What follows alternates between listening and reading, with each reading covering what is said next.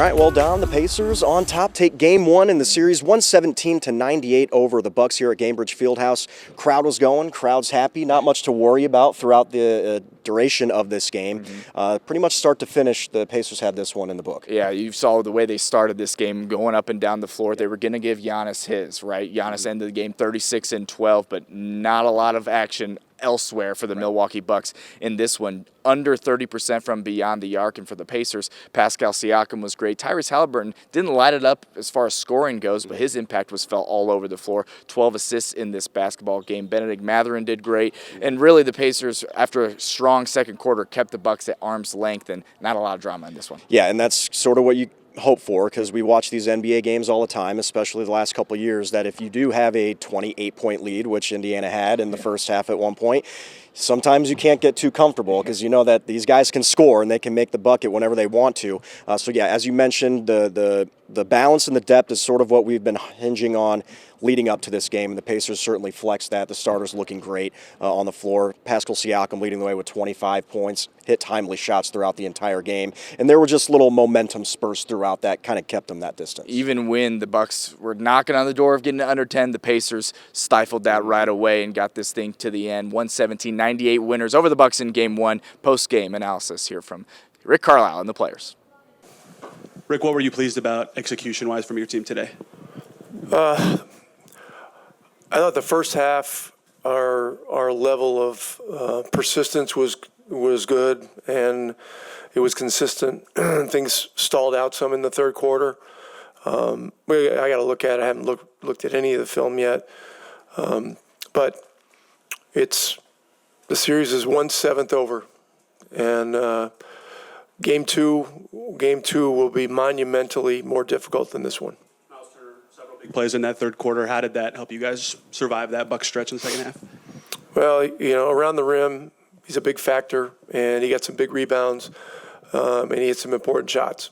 And so, the important thing for us is when we attack, trying to find the right shots. We fell into a thing in the second half where we took some shots that were shots, but they weren't the best shots for us.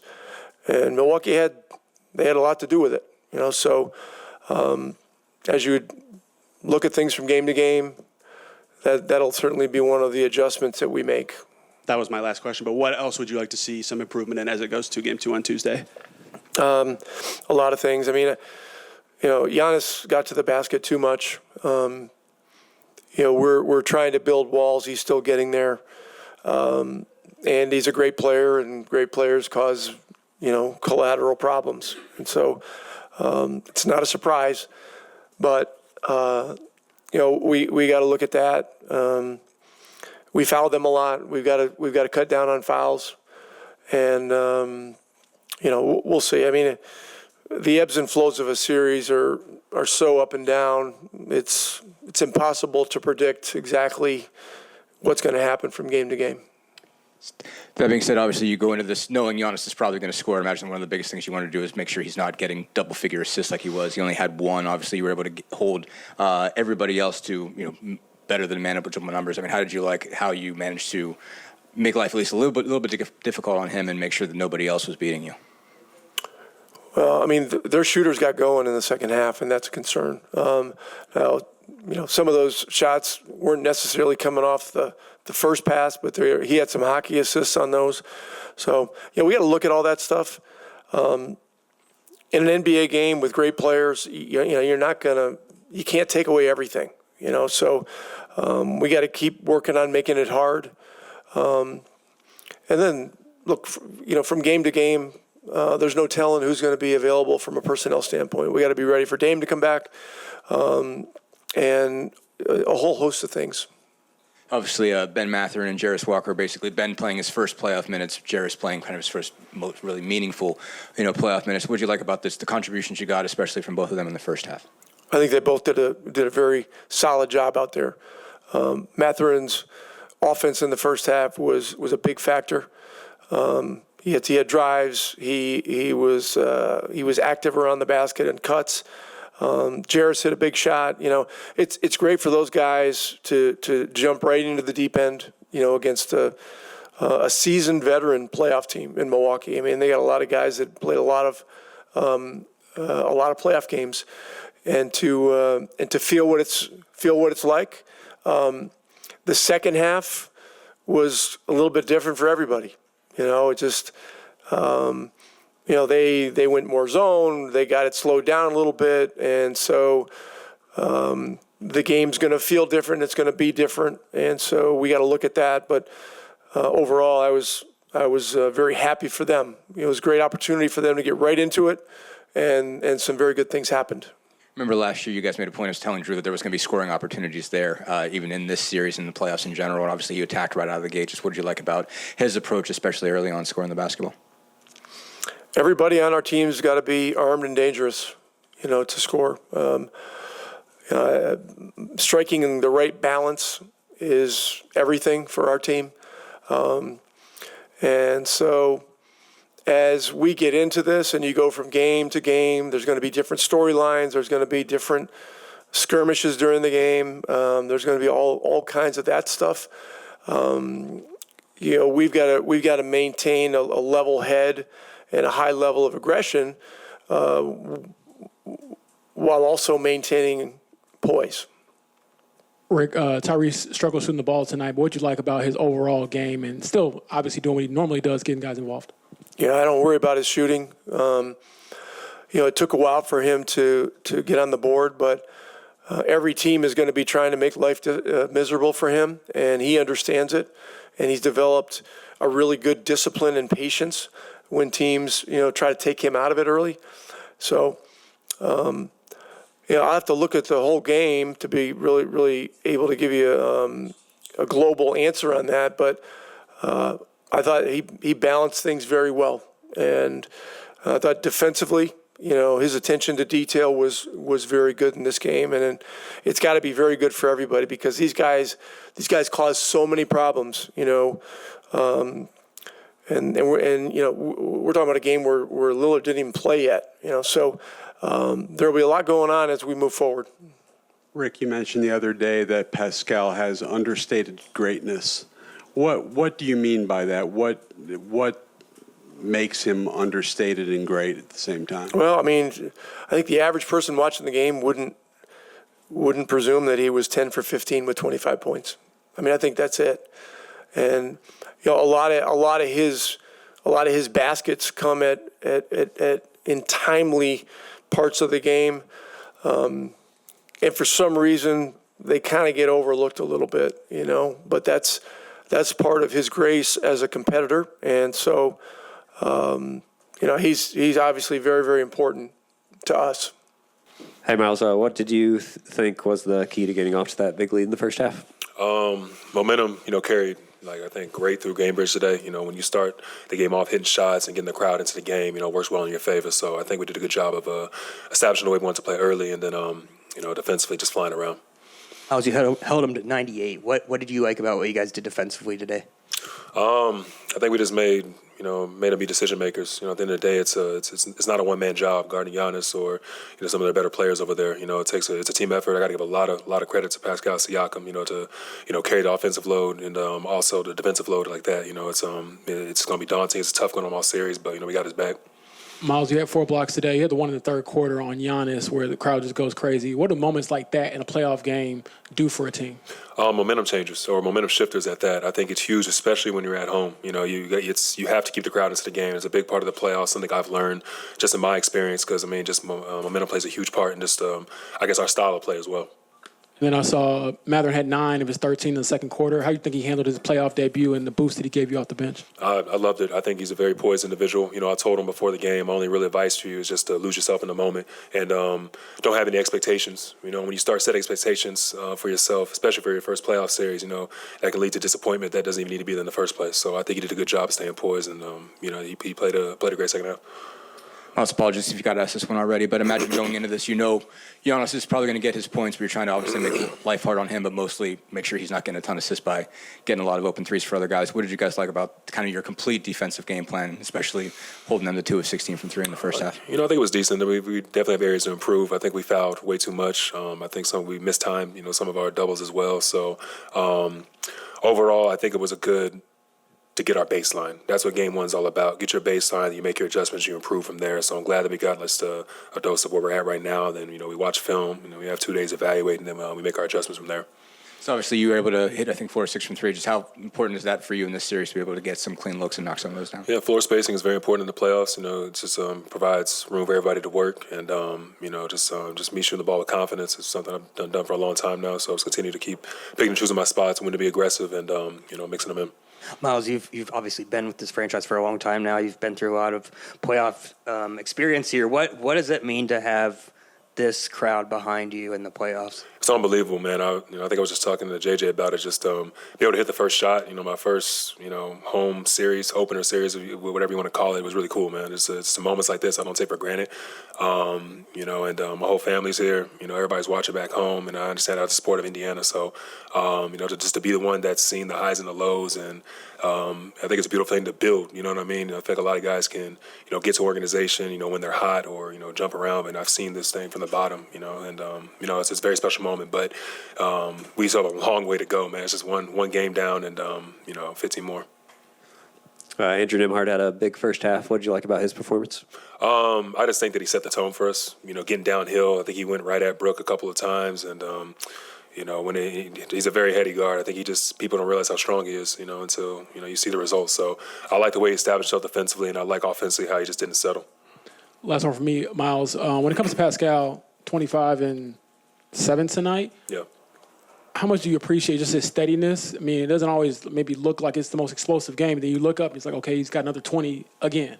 He's very consistent. Pascal is someone who's going to he knows his spots on the floor, and we know where to give him the ball on the floor. So a lot of the time it's just him being patient and making reads, and I think he's done a phenomenal job since he's been here. Honestly, even since last playoffs, of just dissecting the defense and, even just making tough shots. So, no, I got to give a lot of credit to him tonight. I said he carried both sides of the ball.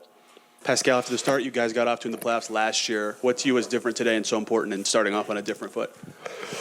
I think every time you step on the floor, you want to take care of business. I thought our energy was good in the beginning, just sticking to the game plan, doing what we're supposed to do, just playing as a team, communicating.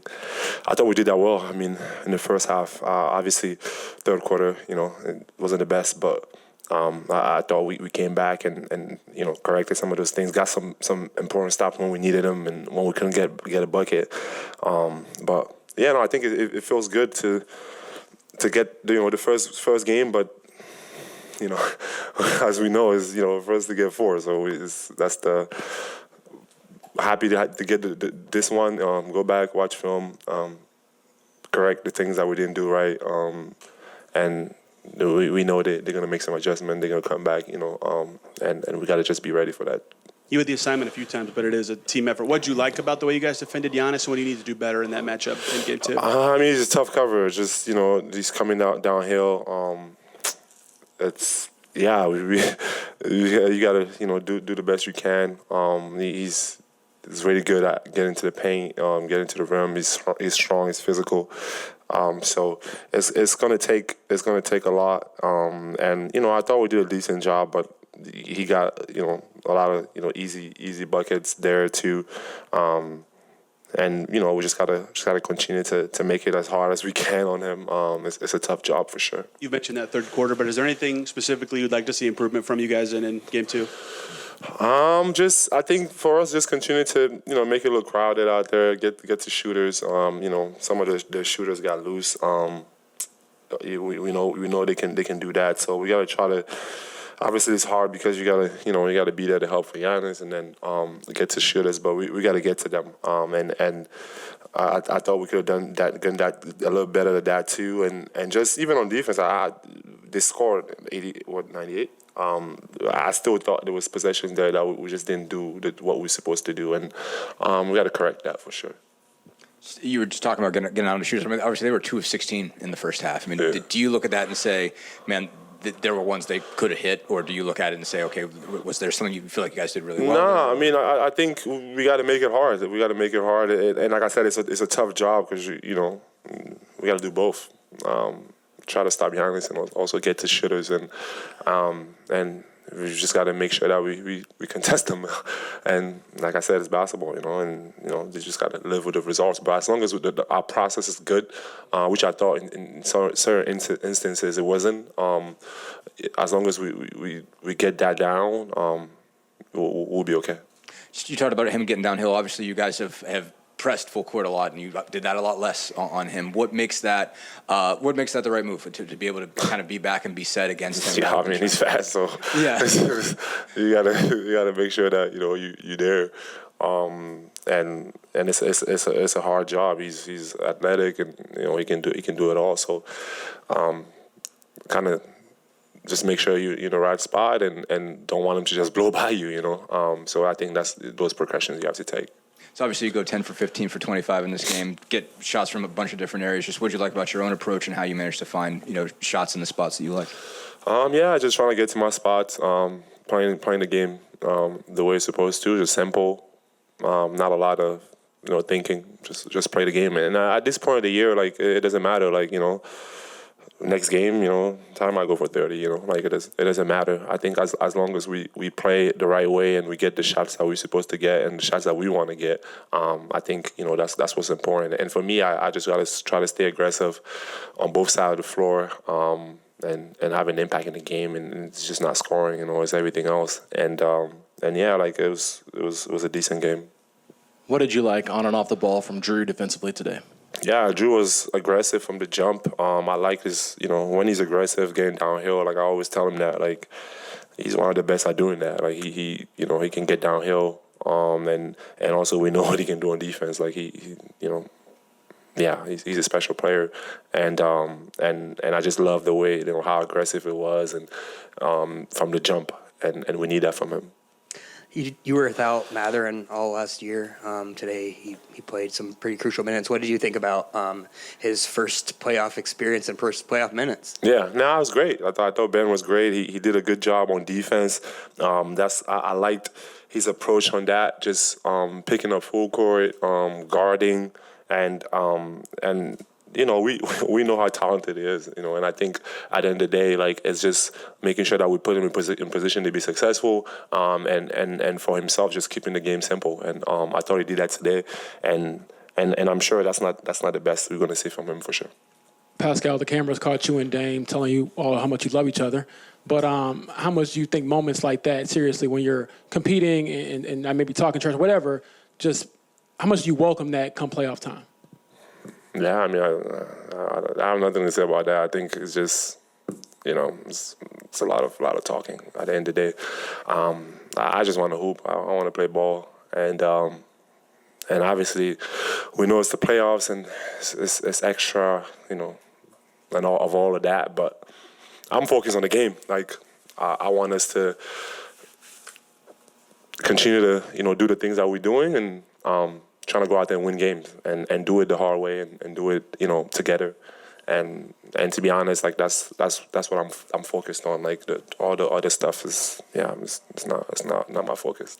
All right, Game 2 for this series is on Tuesday, right back here at Gainbridge Fieldhouse. You'd feel all sorts of good if you could have a 2-0 lead go into Milwaukee. But Damian Lillard, superstar point guard for the Milwaukee Bucks, could be back in Game 2 or Game 3. We're not sure. His impact certainly would make a difference on this series, so that's something to look out for the Pacers. Yeah, and just magical for him to even think about returning to the floor after suffering that blood clot. Going on blood thinners and that sort of thing. So, yeah, great to see him back just as an NBA fan. But for the Pacers, that certainly changes up their whole entire game plan. Maybe going to have to take a little more away from Giannis if Dame starts getting out there and lighting it up as well. All right, as he mentioned, Game 2 is on Tuesday right here at Gainbridge. We're going to have all of the highlights and analysis leading up to it, as well as post-game reaction as well. All right, from Gainbridge Fieldhouse, alongside Dominic Miranda, I'm Eli Gehn, 13 Sports.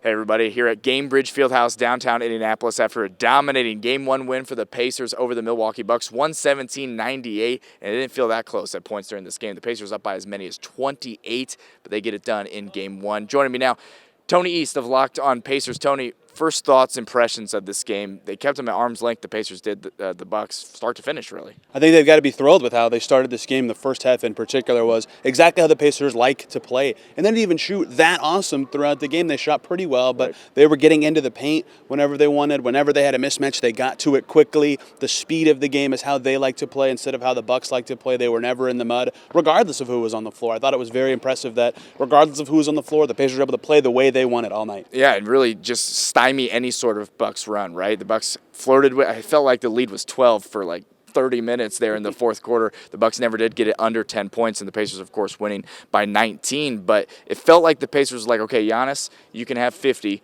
and we're still going to beat you. At 36 and 12, went to the free throw line more times than I'd like to count. But what did you think of the strategy defensively? And they held the Bucks, 24% from beyond the arc as well. The strategy on him defensively is there isn't one. There has to be several, right? Several guys got the chance to be the individual who is technically guarding him, but it takes two on doubles in the post. It takes three forming that wall in transition that they like to do. They're hoping they can recover to the other guys once he makes passes, but you're not going to stop him. We've seen that year in, year out. He's a two-time MVP for a reason. You have to make it hard on him. You have to make it work for it, so his energy level deteriorates throughout a game, and you got to really recover out to the other players. That's where I thought they did their best. One assist for Giannis. He was amazing at that to close the regular season for the Bucks. That's where I thought their defense was best on him, was recovering out of whatever they were doing to try to slow him down. And yes, he lived at the foul line. It's going to happen a lot this series, but the rest of the things they did on him were, I thought, as good as they could have hoped for today. Yeah, 5 turnovers for Giannis as well. It's truly like not a lot of facilitation coming from Giannis in this basketball game. All right, Tyrese Haliburton, just 10 points. He did have 12 assists, 7 rebounds. His impact is felt no matter how he's shooting the ball. Pascal Siakam with 25. Benedict Mather in his first